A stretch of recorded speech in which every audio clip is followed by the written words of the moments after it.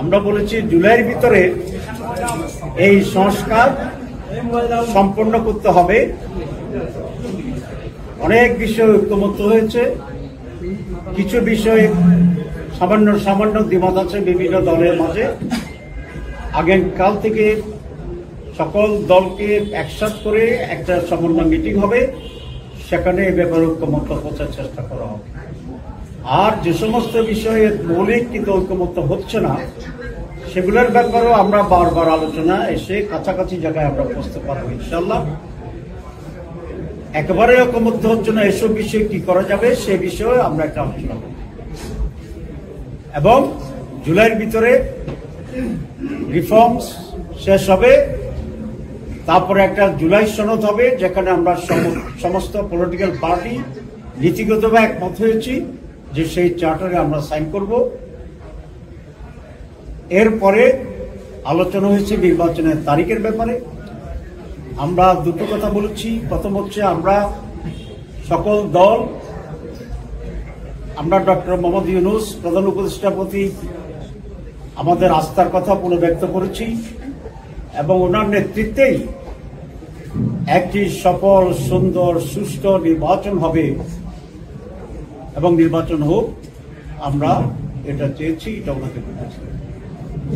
নির্বাচনের ডেটের ব্যাপারে তিনটি বক্তব্য আসছে। মাননীয় প্রধান উপদেষ্টা বলেছেন ডিসেম্বর টু জুন, কিছু পলিটিক্যাল পার্টি বলেছেন ডিসেম্বর, আর আমাদের পক্ষ থেকে আমরা বলেছি জুন এবং মে মাস আবহাওয়াগতভাবে নির্বাচন অনুষ্ঠানের জন্য উপযোগী নয়। তাহলে মে জুন বাদ দিলে ওনার যে কমিটমেন্ট আছে, কমিটমেন্টের যে টাইম লাইন সেটা হচ্ছে ডিসেম্বর থেকে এপ্রিল, এর মাঝে একটি রোজা আছে। এবং আমরা বলেছি আমরা এর ভিতরেই আপনি একটা ডেট ঘোষণা করবেন। আমরা এই ব্যাপারে খুব রিজিড হতে চাই না, আমরা ফ্লেক্সিবল, এবং আপনাকে কোনো ডেট আমরা নির্দেশও দিতে চাই না, ডিক্টেটও করতে চাই না। আপনি আমাদের সেন্টিমেন্ট অবশ্যই আজকে প্রকাশ পেয়েছে, আপনি বুঝেছেন। এর মাঝে ডিসেম্বর টু এপ্রিল একটা সুইটেবল টাইমে আপনি একটা ডেট দিলেই জনমনে যে এখন কিছুটা সংখ্যা এবং অস্বস্তি আছে, আমরা বিশ্বাস করি এটা কেটে যাবে। রাজনৈতিক দলগুলো তার নির্বাচনী প্রস্তুতি এবং প্রচারণার জন্য সেদিকে মনোযোগী হবে। কোনো নতুন করণের কোনো টেন্স সিচুয়েশন হওয়ার কোনো সম্ভাবনা থাকবে না। সুতরাং আমরা এটা বলেছি, কোন একটি দল বা কেউ কোন একটা নির্ধারিত তারিখের ব্যাপারে খুব রিজিড শক্ত হয়ে দাঁড়িয়ে থাকার একটা ওয়েজ না, আমরা ফ্লেক্সিবিলিটি চাই, মানে এই সময়ের ভিতরে আমরা নির্বাচন চাই। এরপরে যে কথাটি আমরা বলেছি সেটা হচ্ছে নির্বাচনের, কারণ সবকিছুর মূলত হচ্ছে একটা সুষ্ঠু, অবাধ এবং স্বচ্ছ নির্বাচন। আমরা দুটো তিনটে পয়েন্ট সেখানে আনছি। এক হচ্ছে নীতিগতভাবে আমরা সকলে একমত, ইনক্লুডিং দি গভর্নমেন্ট এবং ইলেকশন কমিশন, যে বাংলাদেশের বাইরে 11 মিলিয়ন মানে 1,10,00,000 প্রবাসী আছে, যারা রিমিটেন্স দিয়ে দেশের অর্থনীতিকে টিকে রেখেছেন। সুতরাং তাদেরকে ভোটে অংশগ্রহণ করার সুযোগ দিতে হবে, এবং নীতিবাহী ইলেকশন কমিশন একটা রাজি হয়েছে। এটা জামাত ইসলামের অন্যতম একটা প্রধান দাবি। কিন্তু সারা পৃথিবী ছড়িয়ে থাকা মানুষগুলো কিভাবে ভোট দেবে, কোন কোন দেশে কতগুলো বুথ হবে, তারপরে সেখানকার গভর্নমেন্টের সাথে আন্ডারস্ট্যান্ডিং হবে, কারণ রেসপেক্টিভ গভর্নমেন্টের তো কপারেশন লাগবে। এই ব্যাপারে যে একটা কর্মযোগ্য শুরু হয়ে যাওয়া উচিত ইলেকশন কমিশনের তৎপরতায়, আমরা সেটা তেমন লক্ষ্য করছি না। আমরা বলছি তারা একটু স্লো, এই বিষয়ে সরকারের জন্য যথাযথ মনোযোগ দেয়।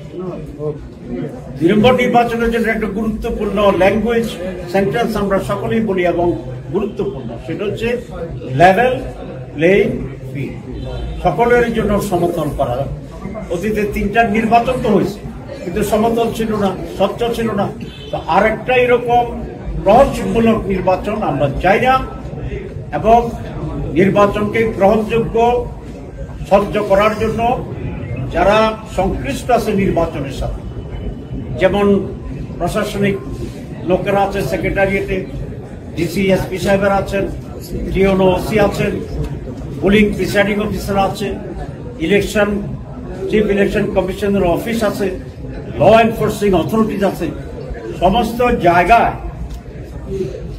যেন একটি স্বচ্ছতা নিয়ে আসে, আগে থেকে কাজ করে দ্রুতভাবে একটা লেভেল প্লেইং ফিল্ড যেন তৈরি হয় এবং সেরকম একটা উৎসব মুখর পার্টিসিপেটরি একটি নির্বাচন আমরা চাই। তার জন্য সরকারকে এই দুটি জায়গায় গুরুত্ব দিতে হবে। একটা হচ্ছে বিদেশি প্রবাসীদের ভোটের ব্যাপারে অ্যারেঞ্জমেন্ট, আর একটা হচ্ছে লেভেল প্লেইং ফিল্ড, সকলের জন্য সম অধিকারের যে জায়গাটি, এবং এটা নির্বাচনের অনেক আগেই করতে হবে যাতে নির্বাচনের ব্যাপারে কনফিডেন্স ফিরে আসে এবং তার ভিতরে আইনশৃঙ্খলা পরিস্থিতি আছে সেটা বলেছি, স্টেক হোল্ডার যারা আছে এই সব বিষয়ে যেন একটা উন্নত এবং বিশ্বস্ত আস্থার যে বিষয়টি আছে সেই বিষয়টি যেন পূর্বাহ্নে প্রতিষ্ঠিত করতে পারে, তাহলে মানুষের ভিতরে ডেট নিয়ে সংখ্যা কেটে যাবে এবং নির্বাচন যে সুষ্ঠু হবে, নির্ভয়ে সকলে আনন্দের সাথে নির্বাচন পালন করতে পারবে।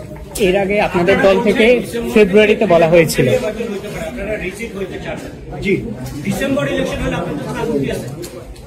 আমরা বলেছি যে প্রধান উপদেষ্টা তার সার্বিক প্রস্তুতি যে প্রিকন্ডিশন আমরা দিয়েছি, সংস্কার, লেভেল প্লেইং ফিল্ড, প্রবাসীদের ভোটের যে অ্যারেঞ্জমেন্ট, এই সব কিছুকে সুচারুভাবে সম্পূর্ণ করে ওনারা ডিসেম্বর থেকে এপ্রিলের ভিতরে যে কোনো সময় উনি নির্বাচন দেন, আমরা সেটা ব্যাপারে একমত আছি। আমরা অন্য দলের প্রতি অনুরোধ করেছি কেউ যেন কোনো একটা পার্টিকুলার দিন ক্ষণ নিয়ে খুব শক্ত না থাকে, রিজিড না থাকে সবটাটি। বাংলাদেশের বেশিরভাগ রাজনৈতিক দল আজকে যারা আলাপ করেছে, তারাও এসে আজকে যারা কথা বলেছে, মোটামুটি সবাই একমত যে ডিসেম্বরের মধ্যে ইলেকশন দরকার। আপনারা ডিসেম্বরের মধ্যে ইলেকশনটা চান না কেন? আমি যে কথা বলেছি এর ভিতরে জবাব আছে। এর আগে আপনারা ফেব্রুয়ারিতে বলেছেন, এর আগে ফেব্রুয়ারিতে আপনারা সম্ভব একটা বিষয় বলেছেন। আজকে বাজেট হয়েছে, আমরা তো আসলে এই মিটিংয়ে আমরা আজকের বাজেট যখন হচ্ছে তখন আমরা এই মিটিং এর ভিতরেই ছিলাম, সুতরাং সরাসরি বাজেট শুনে একটা মাইন্ড তৈরি করা ডিফিকাল্ট। তবু আমাদের কেন্দ্রীয় অফিস থেকে একটা ড্রাফট পাঠিয়েছে আমার কাছে। আমরা দুটো কথা বলতে চাই বাজেটের ব্যাপারে। প্রথম হচ্ছে আমরা ভালো করে পড়ে এক্সপার্টদেরকে দেখিয়ে আমরা একটা পরিপূর্ণ রিয়াকশন দেব কয়েকদিনের ভিতরে। আর প্রাথমিক রিয়াকশন যেটা আমাদের হচ্ছে সেটা হচ্ছে আগের বাজেটের তুলনায় খুব বেশি ইমপ্রুভ করছে, এটা আমাদের কাছে মনে হয়নি। তবে কোনো কোনো ক্ষেত্রে কিছুটা ডিফারেন্স আছে, যেমন বাড়তি বেহুদা খরচের ব্যাপারে, তারপরে বেশ অধিকতর ঘাটতি বাজেট সেটা বলে এখানে একটু কম আছে। দ্রব্যমূল্যের ব্যাপারে যেটা বলেছেন মনে হয় দ্রব্যমূল্য স্থিতিশীল হয়তো বা থাকতে পারে, কিন্তু দ্রব্যমূল্য কমবে কিনা সে বিষয়টা বাজেট স্পষ্ট না। এই হচ্ছে আমাদের প্রাথমিক কথা, কিন্তু আমরা ডিটেলস আমরা আলোচনা করে দেখে শুনে তারপরে আমরা